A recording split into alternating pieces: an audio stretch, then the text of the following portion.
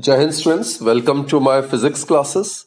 Students, you all are capable of more than you know. Actually, you have infinite capabilities. So choose a goal that seems right for you and strive to be the very best, however hard the path. Aim high, behave honorably, and prepare to be alone at times and to endure failure. Persist. The world needs all you can give. So students, keep struggling hard. With that positive note, students, let's begin today's session. Today we are going to discuss refraction of light through a prism. And in order to discuss this topic, we need to know about a prism. So basically, a prism is a portion of a transparent refracting medium. It's a transparent refracting medium which is bound by two plane surfaces meeting each other along a straight line which is known as edge. So these two plane surfaces are called refracting faces. This is first and this is second. These two are known as refracting faces.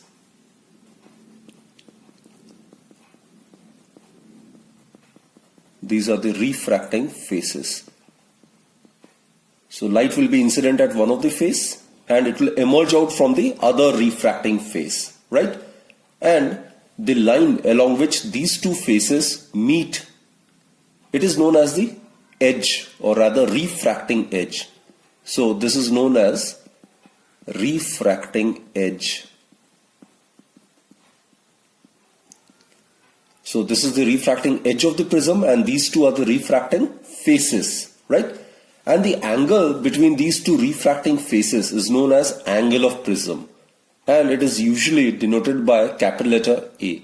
This is the angle of prism. Clear, students? So prism is a transparent refracting medium which is bounded by these two straight plane surfaces which meet each other along a straight line known as refracting edge. And this is the base of the prism. And the angle made by these two refracting faces, that is known as the angle of prism, that is usually denoted by capital letter A. Now students, let us study the refraction of light through a prism.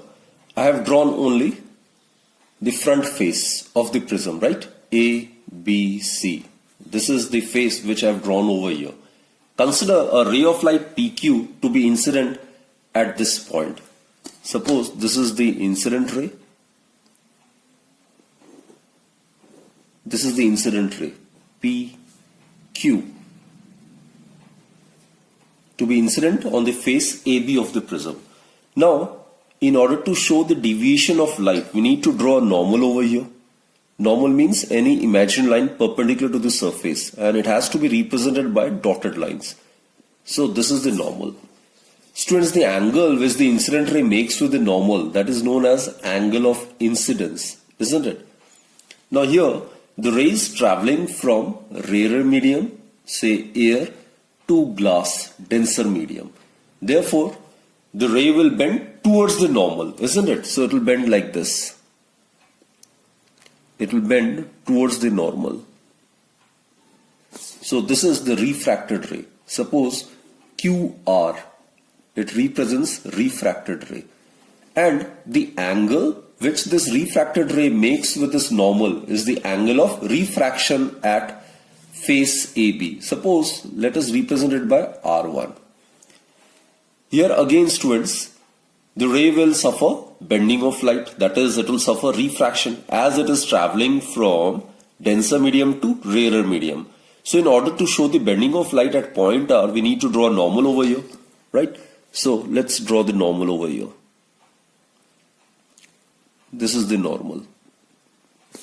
So this angle, students, this angle, suppose the angle which this QR ray makes with the normal is suppose R2.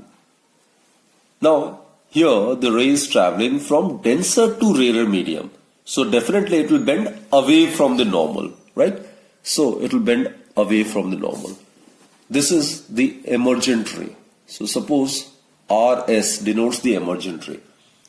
This angle, students, the angle which the emergent ray makes to the normal, it is known as the angle of emergence. And as we have discussed, this angle, this vertex, this is known as the angle of prism. We will represent it by capital letter A, right? And we need to be aware of the angle of deviation. Angle of deviation is basically the angle which the emergent ray makes with the incident ray when produced. Now look, light travels along straight path in a medium. If the prism were considered to be absent, then light would have traveled along this straight path, isn't it? As per the rectilinear propagation of light, light would have traveled along the same straight path. So this is incident ray when produced. Now students, what you do is produce the emergent ray in the backward direction, like this. So this is the angle I am talking about. It is the angle which the emergent ray makes with the incident ray when produced. This angle is known as angle of deviation. It is represented by del. So there is a particular relationship between the angle of deviation, angle of incidence, angle of emergence and the angle of prism. So what we are going to prove is that the sum of the angle of prism and the angle of deviation is always equal to the sum of the angle of incidence and the angle of emergence.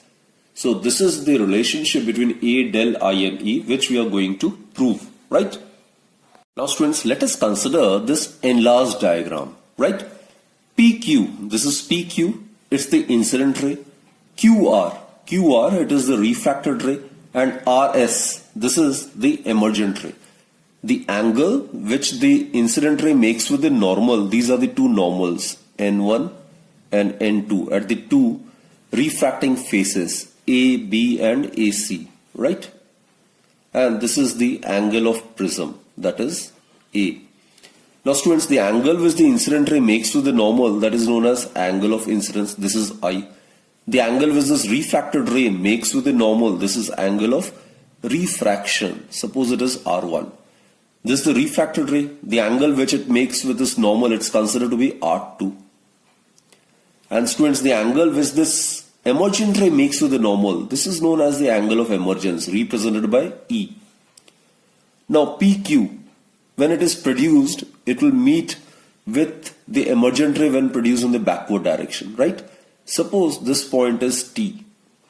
And as we have discussed earlier, the angle which the emergent ray makes with the incident ray when produced, that is known as angle of deviation. This is the angle of deviation, we will denote it by del. In the absence, in case the prism were not present, the ray would have traveled along this path, straight path, right? But due to the presence of this prism, the ray is traveling along this path. So the angle which this emergent ray makes with the incident ray when produced, this angle, it is known as the angle of deviation. It is the angle through which the ray of light emerging out of the other refracting face of the prism gets deviated with respect to the incident ray. Right, students? Okay. Now what we do is, we are supposed to prove this relationship. A plus del is equal to I plus E. For that, what we do is, students, this angle is I. This entire angle would be also equal to I, vertically opposite angle.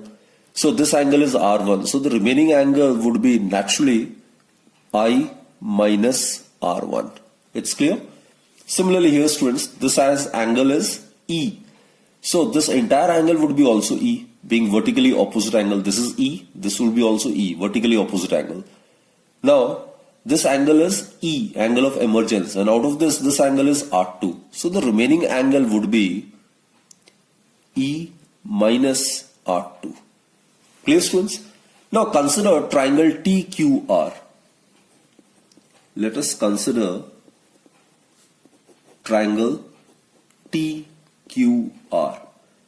Applying exterior angle theorem, we get the exterior angle of a triangle is equal to the sum of the opposite interior angles. That is, applying exterior angle theorem, we get exterior angle is equal to the sum of the opposite interior angles. That is, I minus R1 plus E minus R2. This is by applying exterior angle theorem. So it can be rearranged in this manner. Del plus R1 plus R2 is equal to I plus E, right? Put this as equation number 1. Clear, students? Now what we intend to do is consider this point of intersection of these two normals to be point O, suppose, right? Now AQOR, it's a quadrilateral, isn't it? It is a quadrilateral. AQOR is a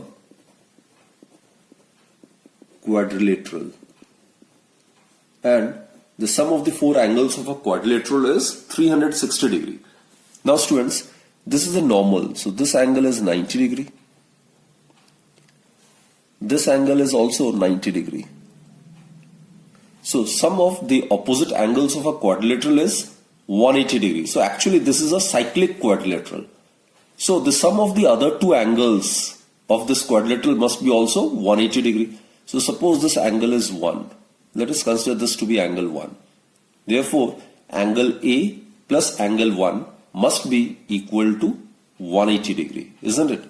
So, angle A plus angle 1 must be equal to 180 degree. It is a cyclic quadrilateral.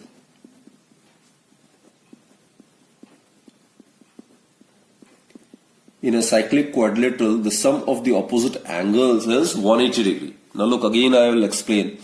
AQOR, it is a quadrilateral. The sum of the four angles of a quadrilateral is 360 degree. Now this is the normal and this is the normal. So this is 90 degree, this is 90 degree. The sum of these two angles is 180 degree. Therefore, the sum of the other two opposite angles of the quadrilateral must also be 180 degree, isn't it? That is what I have written. Angle A plus angle 1 should be equal to 180 degree. Also, in triangle QOR, this is QOR, using angle sum property, the sum of the three angles of the triangle is 180 degree. That is angle 1 plus R1 plus R2, it should be equal to 180 degree. This is the angle sum property.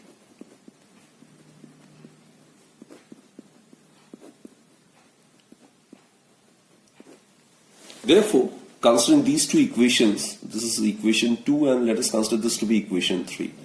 So from 2 and 3 we get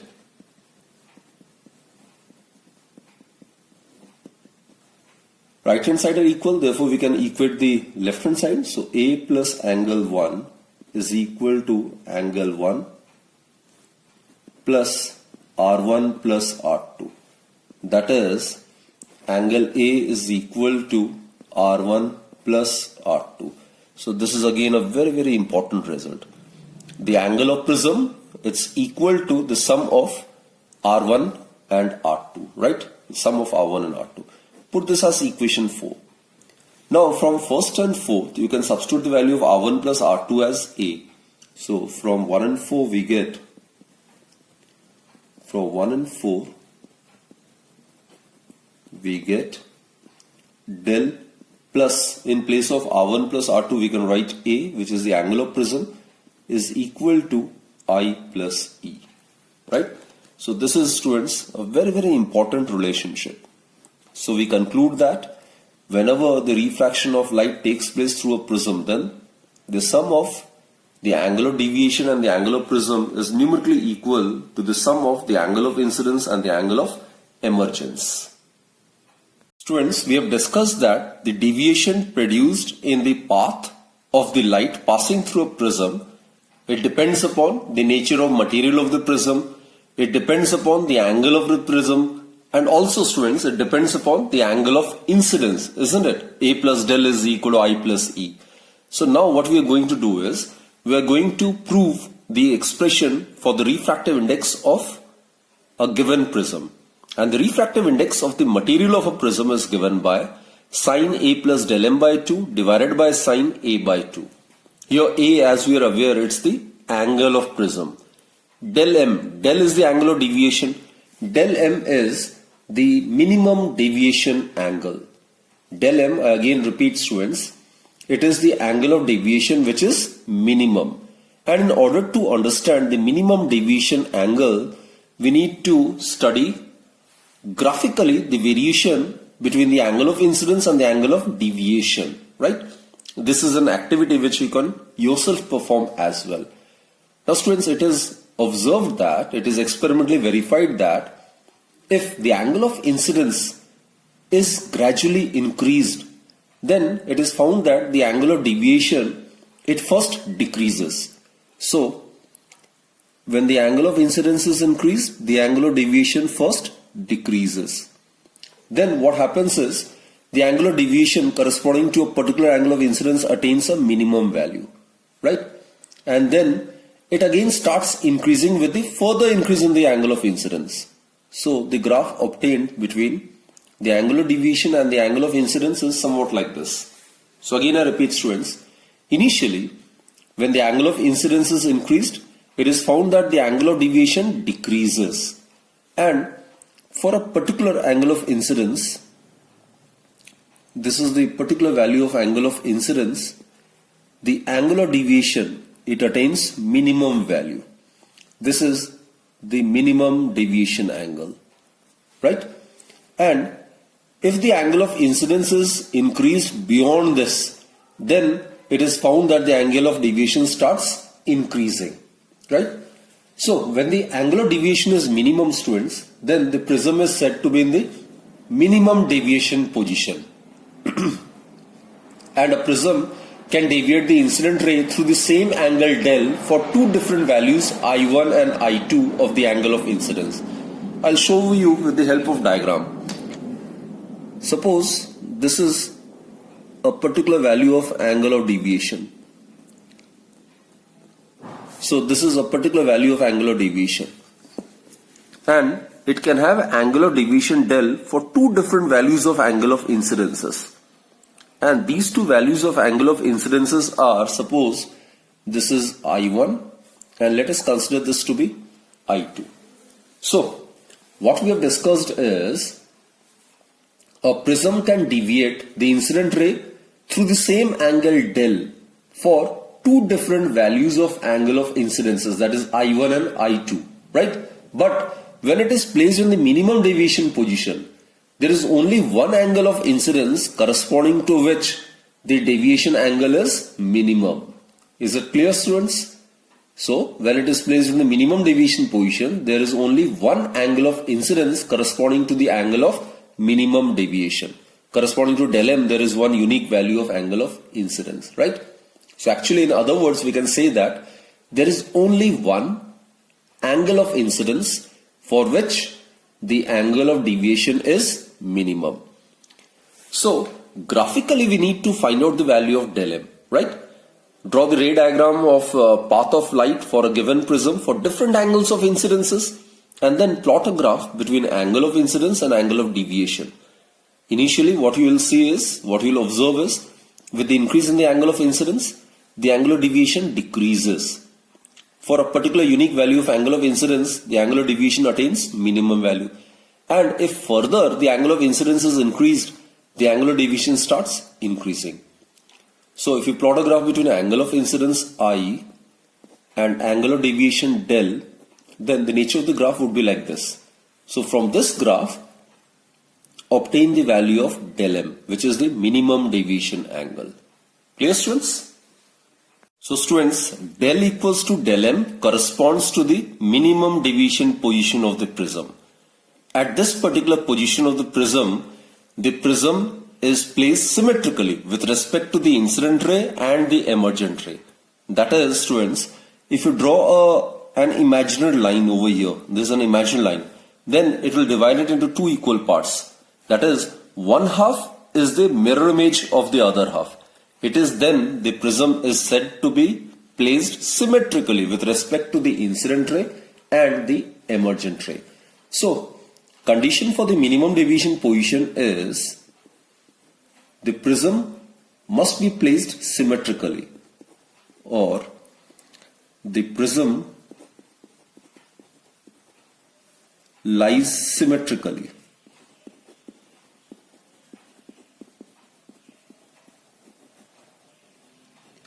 with respect to incident ray. This is the incident ray, right? With respect to the incident ray and the emergent ray.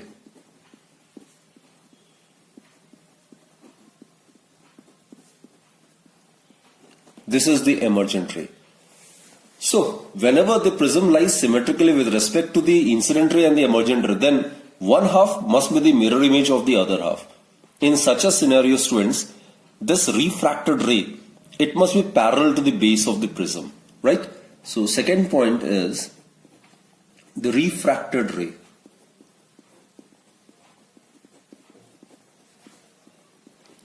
This is the refracted ray, right?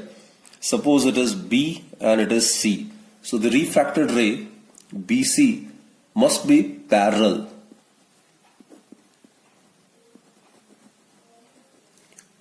to the base of the prism. To the base of the prism. So refracted ray BC is parallel to the base of the prism.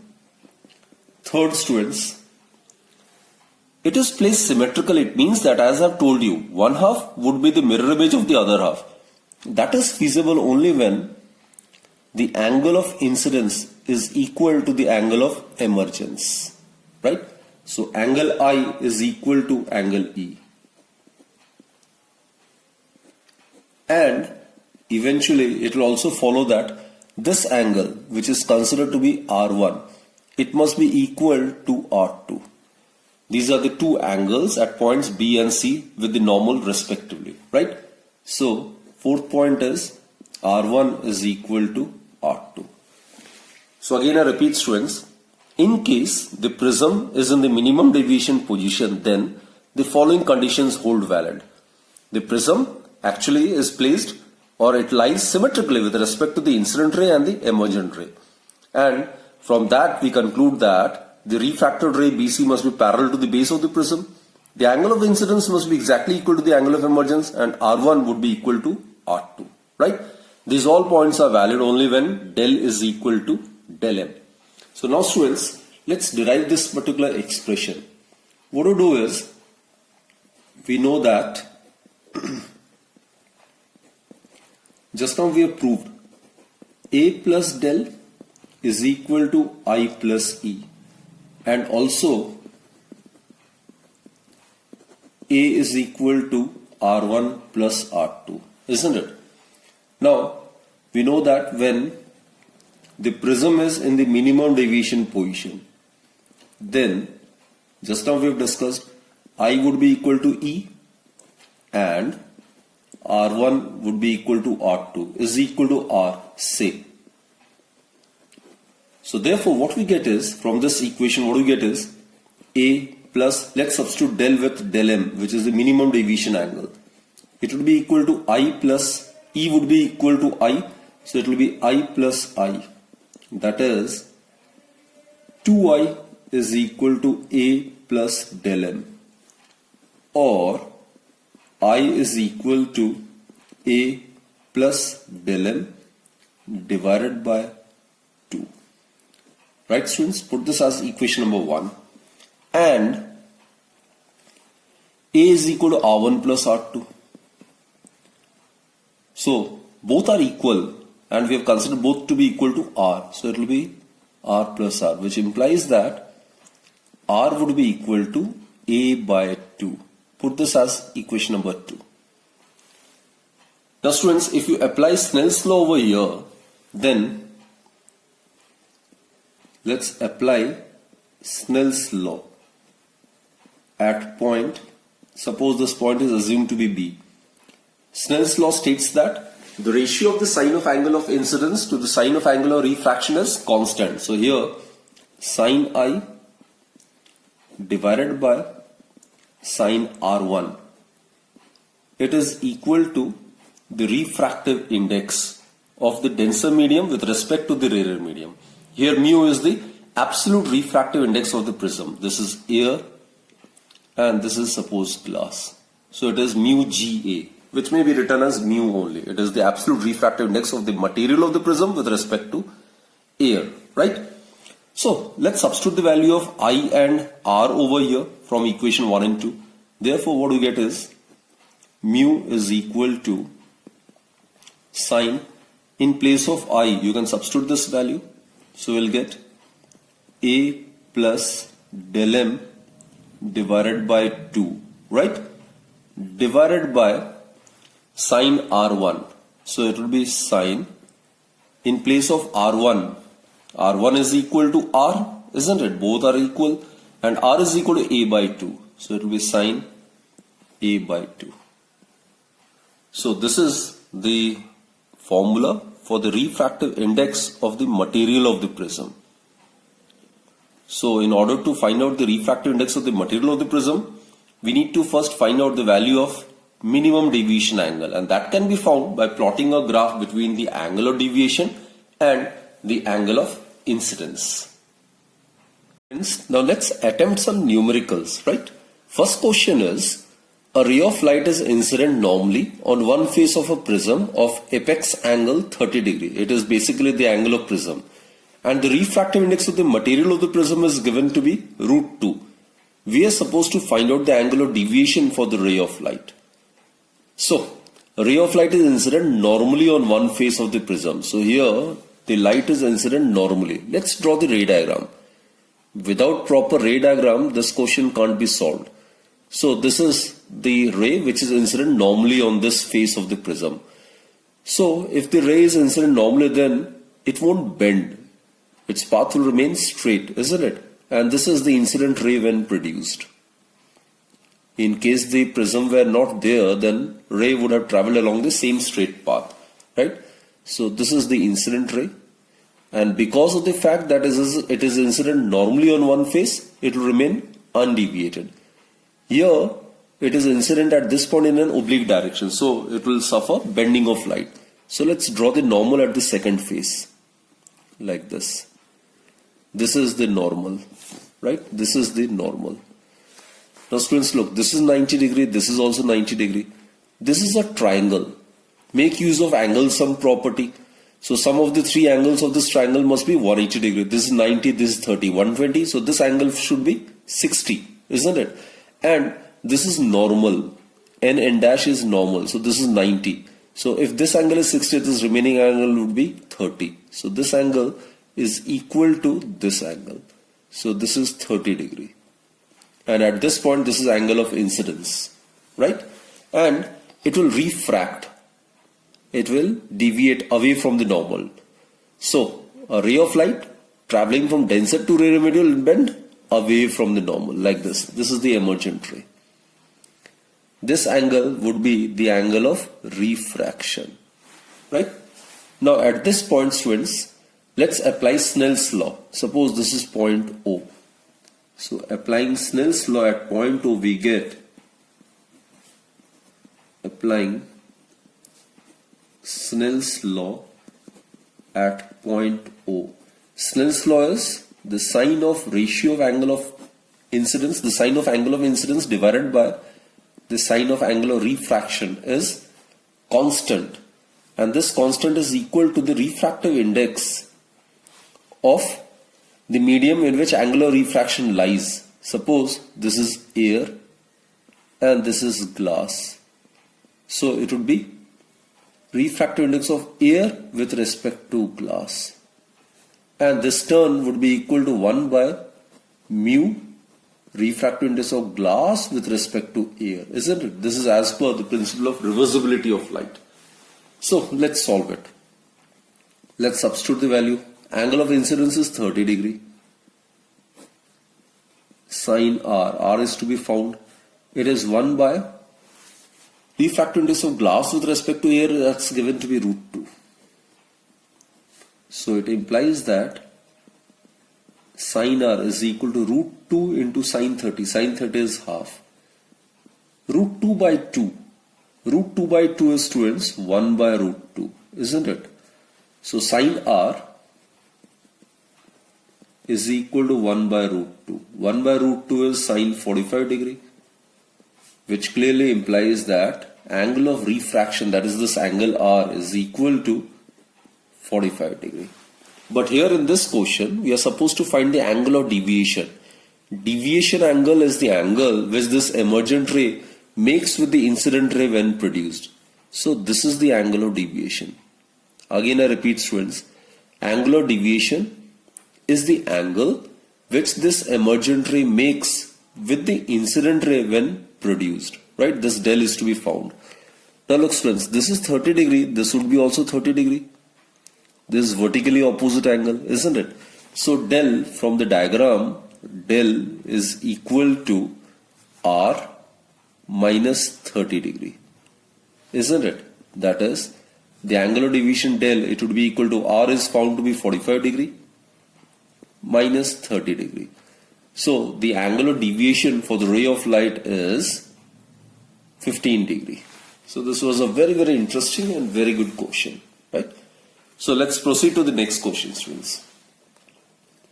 Next question is, a ray of light passes through an equilateral glass prism. Equilateral glass prism means angle of prism is given to be 60 degree, such that the angle of incidence is equal to the angle of emergence. Here it's given that angle I is equal to angle E. Therefore, the prism is in the minimum deviation position. That is, the prism must be placed symmetrically with respect to the incident ray as well as the emergent ray. So the prism must be in the minimum deviation position. Now angle of emergence is given to be 3/4 times the angle of prism. What we are supposed to do is we are supposed to find out the refractive index of the prism. Right? So these are the given information. So I is equal to E is given. So I is equal to E is equal to 3/4 into angle of prism. So that will give us 45 degree. So angle of incidence is given to be 45 degree. Now as I've stated, students, the angle of incidence is equal to the angle of emergence. Therefore, the prism must be in the minimum deviation position. And in the case of minimum deviation position, we know that R1 equals to R2 is equal to R. And A is equal to R1 plus R2. So that will give us 2R. That is, R would be equal to A by 2. A is given to be 60 degree. So R would be 30 degree. So we got the value of angle of incidence as well as the angle of refraction, right? So now applying Snell's law, we get refractive index of the material of the prism would be given by sin I divided by sin R. So simply substitute the value. I is given to be 45 degree and R it's given to be 30 degree. Sin 45 degree is 1 by root 2. Sin 30 is half. So it is 2 by root 2. So that is root 2 or 1.414. So that's the value of refractive index of the material of the glass prism under consideration, right? Okay, now let's attempt this question. A glass prism has minimum angle of deviation del m in air, right? State with reason how the angle of minimum deviation will change if the prism is immersed in a liquid of refractive index greater than 1. Okay, in air, the value of refractive index, it will be glass with respect to air. It is equal to, formula we are aware, students, sin A plus del m by 2. The angular deviation in air is going to be del m divided by sin A by 2. A is the angle of prism, which will remain constant in spite of the fact that the prism is immersed in liquid. The angle of prism will remain same. It is the angular deviation and the refractive index that will get changed. Now in liquid, the glass is in liquid, so it will be refractive index of glass with respect to liquid, right? So it would be equal to sin, the angular prism would remain same. Suppose the angular deviation is del m dash, sin A by 2. Now students, look, relative refractive index of glass with respect to liquid would be absolute refractive index of glass divided by absolute refractive index of the liquid. Now, absolute refractive index of the liquid is given to be greater than 1.